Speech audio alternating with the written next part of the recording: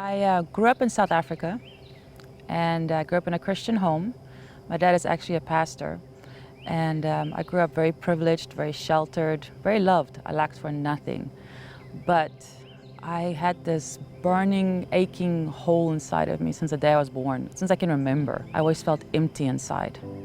And I filled it up with all kinds of things, not knowing what it was. Then my dad had to move us here to the United States. To get out of my parents' house, I ended up marrying the first man who asked me, which was in of itself a huge mistake because I didn't care for him much and he didn't care for me much. He just wanted the same thing, just wanted a family.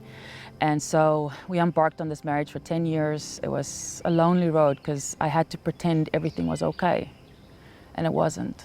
We had 3 beautiful children, and I loved being a mom. That was my favorite thing in the whole world.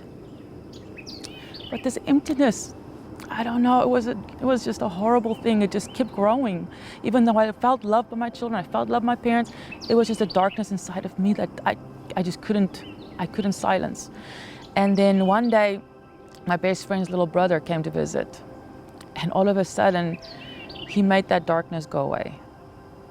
All of a sudden, I felt wanted and desired and loved. And so I had an affair.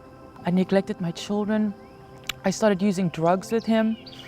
And it just took me down a very, very dark road. He was a very abusive man, very, very violent. Over the next 10 years, I ended up trying to take my life, and CPS took my kids permanently. By God's grace, my parents stepped in and took them and watched over them. And I went down a very dark path. I gave up on life. And when I finally got rid of him, I decided that's it. I told God, that's it. I'm coming to see you right now. I've had it, I'm done. You either take me right now or it's just done. And I remember as I put the keys in that door to go inside my apartment, my phone rang. And it was my daughter, my oldest daughter. And all of a sudden she wanted to have coffee with me.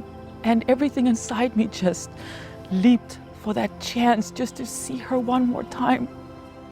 And so I just texted her and I was like, hey Mom, how are you doing? Like, are you okay? And I was like, do you want to meet up sometime? And she was like immediately like, yes, let's do it. And so I went home after work and I talked to my grandpa about it, like, oh, she wants to meet. And that's when he was like, okay, when you meet her, try to get her to go to Teen Challenge. Like he was like, I've been doing research and stuff and it's like a top place to go, like 90% success rate. And she was like, if she can go there and stay a year, like she'll get better, she'll be better. First when I walked in, I thought this was weird. These people were friendly and they were happy and they were just, you know, intermingling, and I'm just standing here looking, and I'm like, this is weird. I can't do this for 12 months. And every day after that, this became home. I found such healing, and God made me here at TC. Whether I was gardening or in the kitchen cooking, I could hear his voice, and I grew closer and closer to him. And as I grew closer, that void that I felt my whole life, silence. It was gone, and all of a sudden I have this joy and this peace. And now I'm at this point where I've been made a dorm leader. I want to do the associates, and I want to be part of Teen Challenge for life.